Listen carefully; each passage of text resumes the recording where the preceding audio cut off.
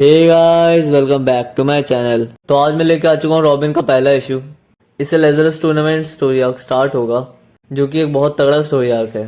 तो इससे पहले की कहानी नहीं देखी तो वो भी चैनल पे जाके देख लेना, और वीडियो पसंद आए तो वीडियो पे लाइक, शेयर और कमेंट कर देना, और चैनल को सब्सक्राइब कर देना।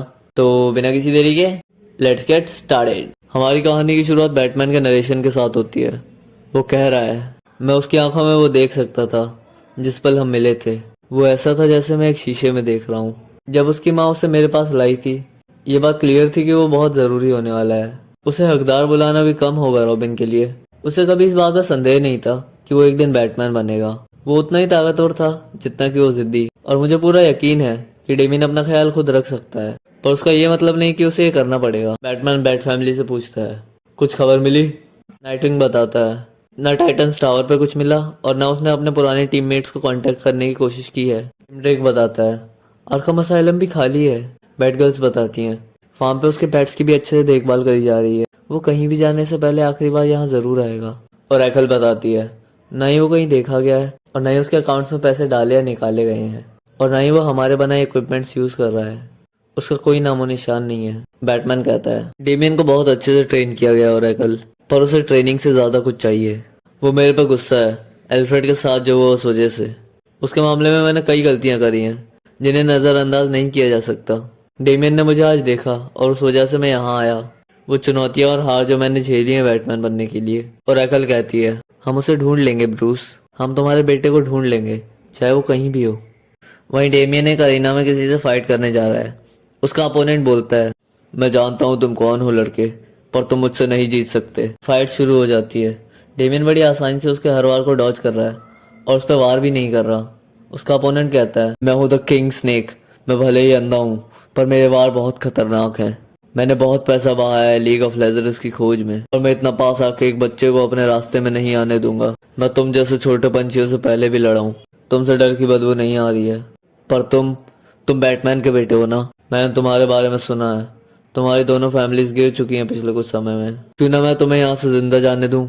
तो क्या कहते हो, बोलो, जवाब दो मुझे। डेमियन उसे मारने लगता है और कहता है, फाइन, तुम्हारा टैटू घटिया है और तुम्हें मेरे परिवार के बारे में कुछ नहीं पता है। डेमियन उसे हरा देता है और कहता है, बहुत आसान था।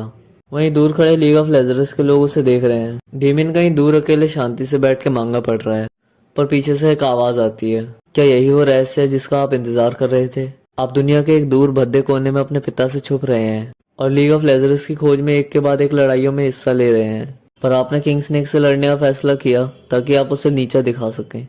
क्या बस इसलिए क्योंकि वो बेन का पिता है? वो एल्फ्रेड का भूत या डेमियन के दिमाग में उसकी आवाज है? ये सब आगे के इश्यूज में पता लगेगा। डेमियन कहता है, बातों को घुमाओ मत, ये मैंने बदले के लिए नहीं किया। उन लोगों ने फाइट सेट करी थी, मैंने नहीं। एल्फ्रेड कहता है, क्या आप अपनी जिंदगी अब ऐसे जीना चाहते हैं, भागते हुए? डेमियन कहता है, मेरे पिता ने भी ऐसा किया था। वो ट्रेनिंग करते थे, ट्रैवल करते थे, और तब तो तुमने उनका साथ दिया था। एल्फ्रेड कहता है, मैंने ऐसा कुछ नहीं किया था। मेरे पास और कोई चॉइस नहीं थी उन्हें सपोर्ट करने की जगह, जैसे मैंने आपको सपोर्ट किया था जब आपने रॉबिन बनने का फैसला लिया था। पर मैं आपसे एक बात पूछना चाहता हूँ, क्या आपको पता है अब आप कौन है? रॉबिन कहता है, मैं लीग ऑफ लेजर्स के इस टूर्नामेंट को ढूंढ लूंगा, उसे जीतूंगा और ये पता लगाऊंगा कि मेरी माँ और मेरे पिता ने मुझसे ये बात क्यों छिपाई। जैसे कि मुझे पता है तुम और मेरी ये गिल्ड ट्रिप दोनों असली नहीं हो। पीछे से लीग ऑफ लेजर्स में से कोई आता है और कहता है, तुमने इसे कमाया है, ये सिक्का तुम्हारे टूर्नामेंट में जाने का जरिया है, पर इसे स्वीकार करने के साथ साथ तुम्हें कुछ नियमों को भी मानना पड़ेगा। डेमियन कहता है, कैसे नियम? वो डेमियन से कहता है, बस 15 मिनट में नाव पे पहुंच जाना। अगर तुम नहीं पहुंचे तो तुमने ये मौका खो दिया है। डेमियन कहता है, इसका तो कोई चांस ही नहीं है। और डेमियन वहीं पास ही बैठी एक गरीब फैमिली को उस टूर्नामेंट से जीते सारे पैसे देके नाव की ओर चला जाता है। नाव में कुछ और लोग भी हैं जो टूर्नामेंट लड़ने जा रहे हैं। वो आपस में बात कर रहे हैं, पर डेमियन अलग शांति से खड़ा है। सुबह हो गई और वो नाव अपनी मंजिल पर पहुंच गई है, लेजरस आइलैंड पे। वहाँ पहले से कुछ फाइटर्स मौजूद हैं। उनमें से एक डेथ स्ट्रोक की बेटी रेवेजर है। वो कहती है, बच्चे, क्या उन लोगों को पता है कि तुम यहाँ हो? वो चुपचाप वहां से आगे बढ़ जाता है और आगे डेथ स्ट्रोक जैसी कॉस्ट्यूम में खड़े एक बंदे से कहता है, तुम किसी के कॉपीराइट का उल्लंघन कर रहे हो। वो बताता है, मेरा नाम रिस्पॉन है और मेरी वजह से तुम यहाँ आने के अपने फैसले पे पछताओगे। अंदर एक औरत कहती है, नमस्कार, मैं हूँ मदर सोल, मैं आपकी होस्ट हूँ इस टूर्नामेंट के लिए। 100 सालों में एक बार लीग ऑफ लेजर्स दुनिया भर के सबसे अच्छे फाइटर्स को इकट्ठा करते हैं वो लोग जो जीते जी लेजेंड्स बनना चाहते हैं। आप में से हर एक ने लेजरस आइलैंड पे आने के इस अवसर को कमाया है। ये जगह आपको स्वर्ग की तरह लग रही होगी, पर असल में इस दुनिया का सबसे बड़ा जंग का मैदान है। मैं आपको पहले ही चेतावनी देना चाहती हूँ, क्योंकि मैंने देखा है यहाँ दोस्त बनाने का क्या अंजाम होता है। अगर आप इतने दूर तक आ ही गए हैं तो मेरे हिसाब से आप सबको यहाँ के नियम तो पता ही होंगे। रॉबिन आगे आके कहता है, तुम बहुत ज़्यादा बोलती हो, ये सब बकवास टाइम को वेस्ट करने के बराबर है। मैं यहाँ लड़ने आया हूँ, तो लड़ाई चालू करो। रेवेजर उसे कहती है, रुक जाओ और सुनो, ठीक है? यहाँ काफ़ी कुछ चल रहा है जो मुझे नहीं लगता कि तुम्हें पता है। और रॉबिन कहता है, इजी रेवेजर। और फिर स्टेज पे जाके कहता है, मैं हूँ रॉबिन, बैटमैन का बेटा, और मेरी माँ दुनिया की सबसे खतरनाक महिला है। मेरे नाना जी हैं अमर राज सलगुल, उन सबका खून मेरी रगों में दौड़ रहा है। मैंने इतना सब करा और देखा है इन 14 सालों में, जितना तुम सबने मिलकर भी कराया देखा नहीं होगा। तो क्या तुम सब एक एक करके आओगे या एक साथ? मदर सोल कहती है, मैंने सोचा था कि हम सब पहले बैठ के कुछ खाएंगे, पर मैं कौन होती हूँ एक चुनौती को ना बोलने वाली।